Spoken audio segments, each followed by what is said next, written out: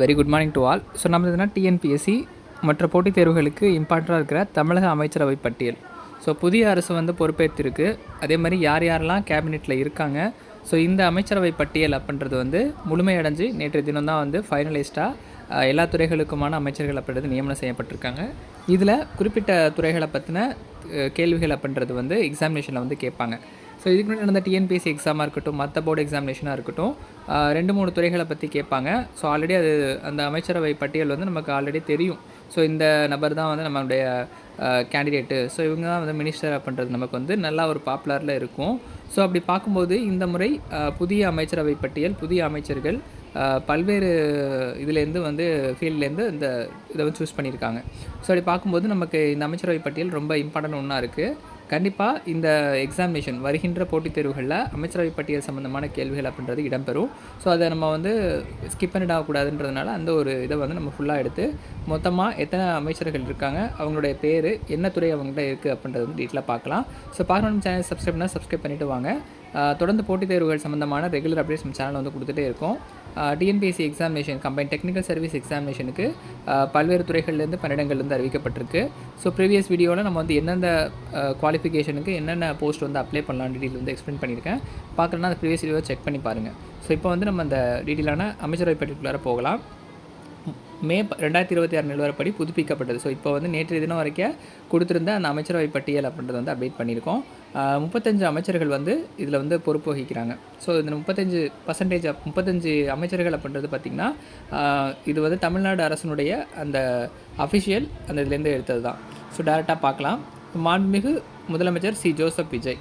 So Joseph Vijay பொறுத்தளவுக்கு வந்து பார்த்திங்கன்னா பொது நிர்வாகம், உள்துறை, காவல்துறை, ஐஏஎஸ், ஐபிஎஸ், மாவட்ட வருவாய் அதிகாரிகள், இளைஞர் நலன், சிறப்பு திட்ட அமலாக்கம் மற்றும் மாற்றுத்திறனாளிகள் நலன். ஸோ இது எல்லாமே முதலமைச்சர் அவர்கள்கிட்ட இருக்குது. ஸோ இதில் ஸ்பெஷலைஸ்டு வந்து பார்த்திங்கன்னா மாற்றுத்திறனாளிகள் நலன் ப்ளஸ் வந்து மாவட்ட வருவாய் அதிகாரிகள், இந்த ஐஏஎஸ் ஐபிஎஸ் இருப்பாங்களா, அவங்களுடைய டிபார்ட்மெண்ட்டும் வந்து முதலமைச்சர் இருக்குது. காவல்துறை, பொது நிர்வாகம், உள்துறை, காவல்துறை எல்லாமே சேர்த்து வந்து ஜோசப் விஜய் அவர்கள் வந்து பார்த்துட்ருக்காங்க. அடுத்தது திரு புஸ்லி என் ஆனந்த். ஸோ புசி என் ஆனந்த் பொறுத்தளவுக்கு வந்து பார்த்திங்கன்னா ஊரக வளர்ச்சி மற்றும் பஞ்சாயத்து ராஜ் நீர்வளத்துறை, இந்த டிபார்ட்மெண்ட்டை வந்து புசி என் ஆனந்த் அவர்கள் வந்து பார்க்குறாங்க.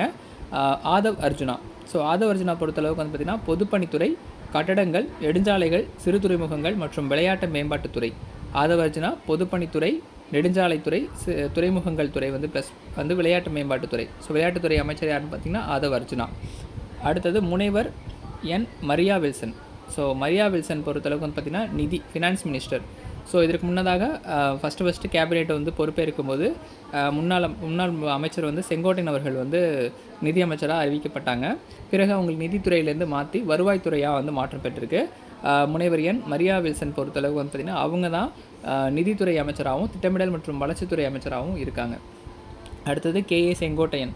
ஸோ கேஏ செங்கோட்டையன் பொறுத்தளவுக்கு வருவாய் மற்றும் பேரிடர் மேலாண்மை துறை. அடுத்தது முனைவர் கேஜி அருண்ராஜ், சுகாதாரம், மருத்துவ கல்வி மற்றும் குடும்ப நலத்துறை. கேஜி அருண்ராஜ் வந்து பார்த்திங்கன்னா சுகாதாரம், மருத்துவம் மற்றும் குடும்ப நலத்துறை அமைச்சராக கேஜி அருண்ராஜ் அவர்கள் வந்து இருக்காங்க. அடுத்தது திரு ஆர் நிர்மல்குமார். ஸோ சிடிஆர் நிர்மல்குமார்னு சொல்லுவாங்க. ஆர் நிர்மல்குமார் அவர்கள் வந்து பார்த்திங்கன்னா மின்சாரம், சட்டத்துறை, நீதிமன்றங்கள் மற்றும் சிறைச்சாலைகள். சிடிஆர் நிர்மல்குமார் வந்து பார்த்திங்கன்னா மின்சாரம், சட்டத்துறை, நீதிமன்றங்கள் மற்றும் சிறைச்சாலைகள். அடுத்தது திரு ராஜ்மோகன்.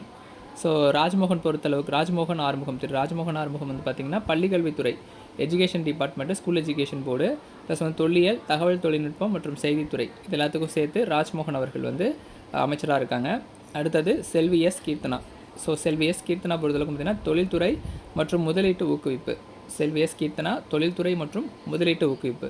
ஸோ இந்த நேமு ப்ளஸ் அவங்களோட டிபார்ட்மெண்ட்டை ஒன்ஸ் வந்து 2 டைம் 3 டைம் வந்து படித்து தனியாக நீங்கள் நோட்ஸ் எடுத்து வச்சுக்கிட்டா கூட ஈஸியாக உங்களுக்கு ஞாபகம் இருக்கும்.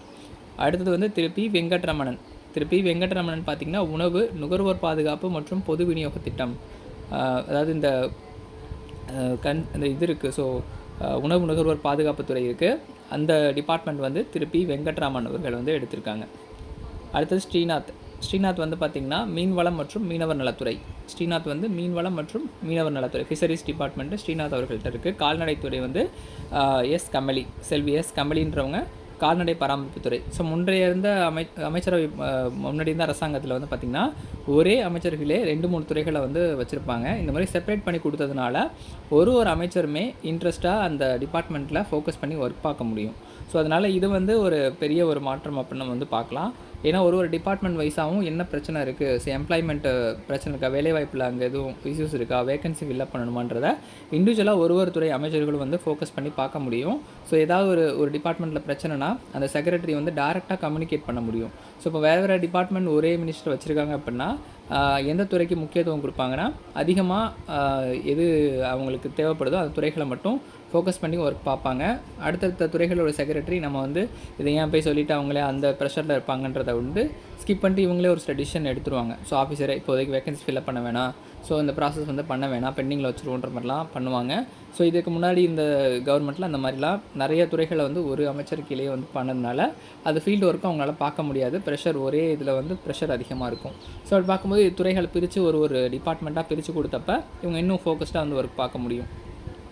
செல்வி எஸ் கமலி வந்து பார்த்திங்கன்னா அவங்களுக்கு வந்து கால்நடை பராமரிப்பு துறை கொடுத்துருக்காங்க. ஸோ கிட்டத்தட்ட வந்து கால்நடை பராமரிப்பு துறையில் ரொம்ப வருடமாக கிட்டத்தட்ட வந்து 10 வருடத்துக்கு மேலதாகவே அந்த கால்நடை பராமரிப்பு உதவியாளர், அப்புறம் வந்து லைஃப் ஸ்டாக் இன்ஸ்பெக்டர் கிரேட் 2 இந்த பணிகள் எல்லாமே அப்படியே பெண்டிங்லேயே இருக்குது. கிட்டத்தட்ட அதை எடுத்தாலே ஒரு 2000 வேகன்சிக்கு மேலே எடுக்கலாம். அடுத்தது திருமதி சி விஜயலட்சுமி பால்வளம் மற்றும் ஆவின். ஸோ அதை ஃபுல்லாகவே வந்து திருமதி விஜயலட்சுமி வந்து பார்க்குறாங்க. அடுத்தது திரு ஆர்வி ரஞ்சித்குமார் வந்து வனத்துறை ஃபாரஸ்ட் டிபார்ட்மெண்ட். ஆர்வி ரஞ்சித்குமார் வந்து வனத்துறை பார்க்குறாங்க. அடுத்தது திரு வினோத் வேளாண் மற்றும் உழவர் நலத்துறை. ஸோ திரு வினோத் அவர்கள் பார்த்திங்கன்னா வேளாண்மை மற்றும் உழவர் நலத்துறை வந்து பார்க்குறாங்க.